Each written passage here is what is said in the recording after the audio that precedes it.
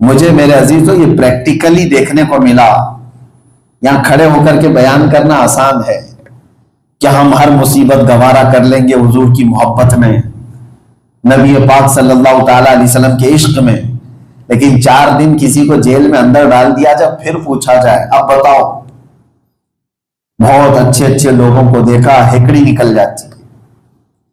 کتنے میں نے 8 مہینے جیل کے اندر لوگوں کو کافر ہوتے ہوئے دیکھا، انکار کر دیتے کوئی خدا نہیں ہے، کوئی قرآن نہیں ہے، کوئی اللہ نہیں ہے، کوئی نماز نہیں ہے.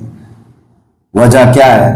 مصیبتیں جیسی آتی ہیں وہ آدمی سٹپٹا جاتا ہے، گھبراتا ہے. اس وقت بھی کوئی چیز اگر تمہیں روکتی ہے تو یہی ہے کہ ہمارے دل میں یہ بات اگر آ گئی مجھے میرے نبی پاک صلی اللہ تعالی علیہ وسلم کی مرضی کے مطابق اپنی خواہشات بنانا ہے، ان کی مرضی اس میں ہے تو میں اس میں راضی. پھر اس کے بعد سکون آ جاتا ہے، اطمینان آ جاتا ہے. ورنہ پوری زندگی میں کبھی آپ کو اینزائٹی سے چھٹکارا نہیں مل سکتا. یہ بے چینی سے اس کا علاج ہی نہیں ہے. آج جن لوگوں کے بھی یہ سوال ہے، نوجوانوں کے لیے خاص طور پر، آپ کتنے بھی وظیفے پڑھ لو خواہشات کم نہیں ہے تمہاری، نمازیں خوب پڑھ لو، ابھی دل گھبرایا بے چینی ہوئی، حضرت کون سا وظیفہ بتاؤ، دل بہت بے چین ہے، 100 بار یہ پڑھ لو 100 بار یہ پڑھ لو، کوئی بھی بتا دیا آپ کو، پڑھ تو لیا. میں کہتا ہوں صرف یہ تمہارے وظیفے بھی تمہارا علاج نہیں. مثال کے طور پر میں آپ کو بتاتا ہوں، شوگر ہو گئی ہے اور آپ کو ہم نے گولیاں دے دی، 5 گولیاں صبح دوپہر میں اور شام میں کھا لو. بہت اچھی گولیاں، بہت مہنگی گولیاں ہیں. یہ گولیاں لے کر کے گئے ٹیبلٹس شوگر، 8 دن کے بعد پھر کہتے کچھ بھی شوگر ڈاؤن نہیں ہو رہی ہے، روز کھا رہا ہوں. پھر میں نے معلوم کیا گولیاں تو 5 ہر ٹائم پہ لیتے ہیں لیکن روزانہ 1 کلو شکر بھی کھا رہے ہیں، میٹھا خوب کھا رہے ہیں اور گولی بھی کھا رہے ہیں. تو کبھی بھی آپ کا علاج نہیں ہو سکتا. تو یہ جو ہماری خواہشات ہے اس کی لمٹ کرنا پڑے گا. اس کی لمیٹیشن اگر ختم یا روک نہیں لگے گی تو کبھی بھی بے چینی کا علاج نہیں کر سکتے. آؤ میں آپ کو بتاتا ہوں چند مثالوں کے ذریعے سے صحابہ کرام رضوان اللہ تعالی علیہ مجمعین نے کیسے اپنی زندگیوں کی خواہشات کو ختم کیا تھا. حضرت ابو بکر صدیق رضی اللہ تعالی جب خلیفہ بنے تو خلافت کے کاموں میں اتنے بزی رہتے تھے بہت، تو بیت المال سے آپ کی تنخواہ مقرر کر دی گئی، سیلری دی جانے لگی. سارے مسلمانوں نے اتفاق کیا کہ امیر المومنین اب کمائیں گے کہاں سے؟ بیت المال سے ان کی سیلری، منتھلی سیلری دی جائے گی. تو حضرت ابو بکر صدیق کو جو سیلری مل رہی تھی، تنخواہ مل رہی تھی، لاتے تھے، گھر کا خرچہ ہو جاتا تھا، بس اس کے علاوہ نہیں تھا. ایک دن ان کی بیوی نے کہا کہ کبھی کچھ اچھی غذا کھا لو، کچھ اچھا کھانا کھا لو، سوکھا سوکھا کھا کر کے آپ کے بال دیکھو کیسے ہو گئے، آپ کا جسم کیسے ہو گیا. حضرت ابو بکر صدیق نے کیا کہا جانتے؟ وقت کے خلیفہ ہے، کہتے ہیں میری بیوی میرے پاس اتنے پیسے کہاں ہیں کہ میں اچھی غذا کھا لوں. اتنی تنخواہ نہیں آتی تھی کہ گھی خرید لیں، شہد خرید لیں. تو ان کی بیوی کہتی آپ ٹینشن مت لو، میرے پاس جمع کیے ہوئے پیسے ہیں، میں اس سے گھی لے کر کے آتی ہوں اور شہد لے کر کے آتی ہوں تاکہ تھوڑی نرم غذا آپ کھائیں گے، طاقت بھی آئے گی، اچھا لگے. حضرت ابو بکر صدیق نے پوچھا تمہارے پاس کہاں سے پیسے آئے؟ بیوی نے کہا جو آپ ہر منتھ سیلری لا کر کے دیتے ہیں، گھر کا خرچہ ہو جانے کے بعد تھوڑا سا میں اس میں بچا کر کے رکھتی ہوں. سب عورتیں کرتی ہیں، ان کے چٹے جو ہے چلر وہ بچا لیتی ہیں. حضرت ابو بکر صدیق ان سے کہتے ہیں اچھا کتنا بچا کر کے رکھا ہے جس سے تم گھی لے کے آؤ گی اور شہد لے کے آؤ گی؟ وہ جا کر کے ایک پوٹلی پوری لے کر کے آتی کہ اتنے پیسے میرے پاس جمع ہوئے اور اس سے آپ جائیے بازار میں گھی اور شہد لے کر کے آئیے. حضرت ابو بکر صدیق وہ پوٹلی لیتے ہیں اور سیدھے بیت المال میں لے جا کر کے جمع کرتے ہیں اور پھر وہاں موجود لوگوں سے کہتے ہیں میری تنخواہ کم کر دو، اتنی زیادہ آ رہی تھی. میری بیوی بچا کر کے رکھ رہی ہے، اس کا مطلب یہ زیادہ آ رہی تھی، اس کو کم کر دو۔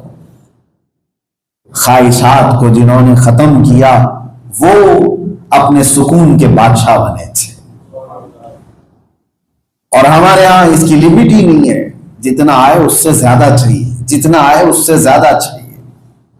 میرے عزیزوں، یہ صرف اور صرف مال میں نہیں ہے، ہر چیز میں خواہشات ہماری ایسی ہیں جو آڑے آتی ہیں۔ آپ کبھی سوچتے ہیں کہ 3 گھنٹے 4 گھنٹے وہ میچ دیکھنے کے لیے نوجوان بیٹھتا ہے، لیکن اسے آدھا گھنٹہ مسجد میں بھاری کیوں لگتا ہے، مشکل کیوں لگنے لگ جاتا ہے؟ فلم دیکھنے کے لیے، میچ دیکھنے کے لیے اس کو کبھی بے چینی نہیں ہوتی، انٹرٹینمنٹ چل رہا ہے۔ دل بیمار ہے، دل کو شیطان نے کنٹرول کیا ہوا ہے، اور شیطان کا یہ مرید بنا ہوا ہے۔ شیطانی جتنی چیزیں ہوں گی اس میں اس کا دل لگتا رہے گا، اور جہاں وہ اللہ کے راستے پر آئے گا اس کی بے چینی بڑھنے لگ جائے گی، اینزائٹی جو ہو گئی ہے وہ بڑھتی چلی جائے گی اس کی۔ یہ صرف اور صرف اس کا علاج ایک ہی چیز پر ہے، جس کو اعلیٰ حضرت فاضل بریلوی رضی اللہ تعالیٰ عنہ نے اپنے شعر میں یوں فرمایا، اس کا علاج ایک ہی ہے، انہیں جانا انہیں مانا، نہ رکھا غیر سے کام، للہ الحمد میں دنیا سے مسلمان گیا۔ آج لے ان کی پناہ، آج مدد مانگ ان سے، کل نہ مانیں گے قیامت میں اگر مان گیا۔